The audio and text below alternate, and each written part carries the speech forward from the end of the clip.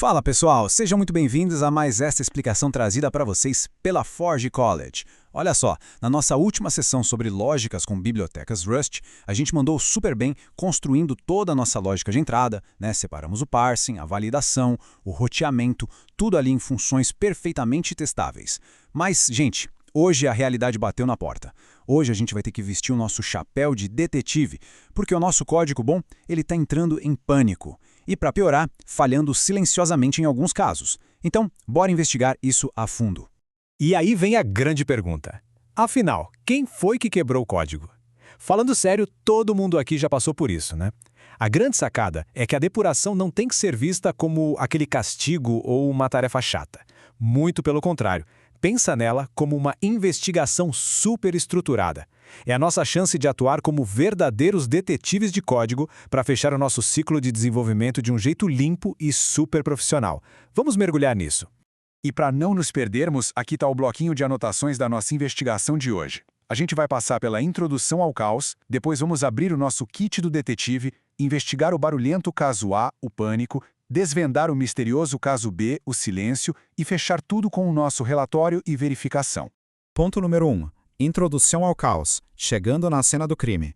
Bom, a nossa primeira parada é literalmente onde o caos está acontecendo. É aqui que os testes falham, o terminal pisca aquele texto vermelho assustador e os erros de tempo de execução estão rolando soltos.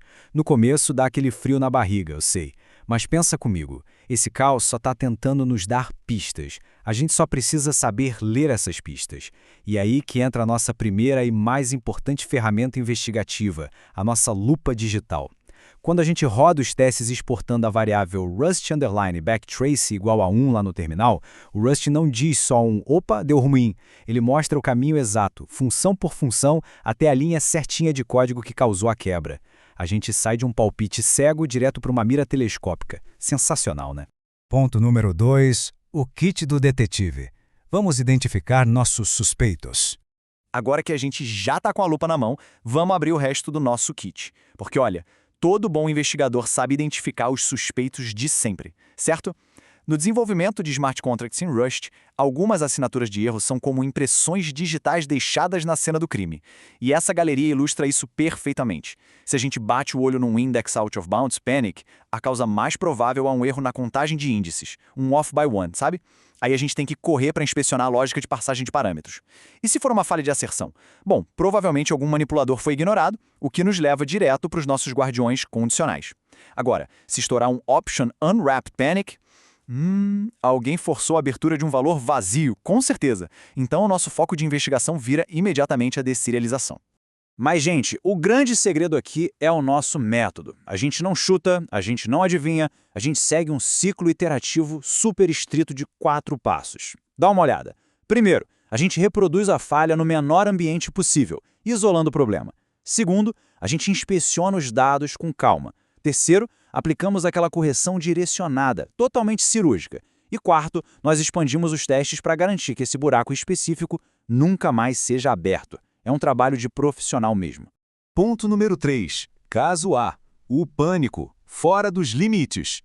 O que nos traz direto para o nosso primeiro grande mistério de hoje, o caso A, ou como eu gosto de chamar, o pânico. Esse cara é aquele bug barulhento super destrutivo que simplesmente derruba o programa na hora. Sim, eu tô falando daquele famoso índice fora dos limites, que na grande maioria das vezes acontece bem ali na hora de converter e ler os parâmetros de entrada. Pra gente pegar esse culpado no flagra, a nossa primeira jogada é escrever o que chamamos de teste de reprodução mínima. É como se a gente reconstruísse a cena do crime num laboratório super seguro e controlado, sabe? A gente monta um pequeno payload intencionalmente quebrado só para forçar o nosso código de parsing a calcular um índice que a gente já sabe que é gigante. E olha que interessante, o nosso objetivo final aqui não é só fazer parar de falhar, não é só esconder o erro. Um contrato inteligente não pode de jeito nenhum entrar em pânico, porque se ele entra em pânico, ele corta a execução do nada e não devolve nenhum feedback estruturado para quem chamou a função.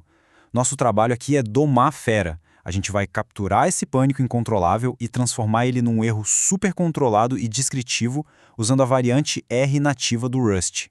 E está aqui a nossa correção cirúrgica. A solução mais elegante para isso é implementar uma cláusula de guarda explícita. Funciona assim. Antes da gente tentar acessar um elemento no escuro, a gente literalmente pergunta para o array qual é o tamanho dele. Se o índice que a gente quer acessar for maior ou igual ao tamanho real daquele array, a gente não deixa estourar o pânico. A gente retorna o nosso próprio erro customizado dizendo, ei, índice fora dos limites. E pronto, caso encerrado com sucesso. Ponto número 4. Caso B. O silêncio. O suspeito mais sorrateiro. Mas, pessoal, nem todo bug chega fazendo barulho. E é isso que a gente vai ver nesse nosso segundo caso de hoje. Eu chamo de o silêncio. Esse suspeito é muito mais liso, mais astuto. Sabe por quê? Porque o programa compila, o programa roda, não tem pânico na tela, mas o contrato inteligente simplesmente não faz o que ele tinha que fazer. A gente está falando aqui da temida inversão de validação. É quando uma checagem booleana invertida sem querer e faz com que o código acabe retornando mais cedo, quando na verdade ele tinha que continuar processando. O contrato valida a transação, responde que está tudo lindo, mas nos bastidores ele silenciosamente pula toda a atualização de estado crucial que tinha que rolar. Olha só o tamanho do perigo. Se a condição diz que o dado é válido, a função retorna um OK ali mesmo, na hora, e simplesmente aborta o resto do trabalho. A correção estrutural para isso é até bem direta. A gente precisa inverter a condição, para verificar se o dado não é válido. E mais, nomear as variáveis com muita clareza, mantendo o fluxo lógico sempre apontado para o caminho do sucesso, garante que essas atualizações de estado realmente sejam executadas lá no fim da função. Ponto número 5. Relatório e verificação. Hora de fechar o caso.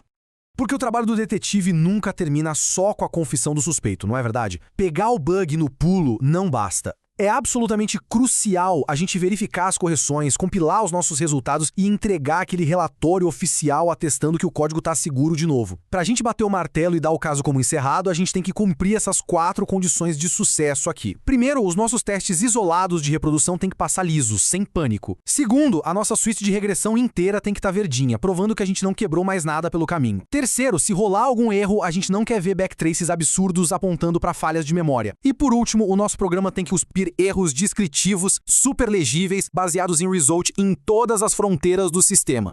E por fim, ponto número 6, conclusão e próximos passos. Com os nossos casos resolvidos e todas as verificações no verde, a gente encerra mais essa investigação.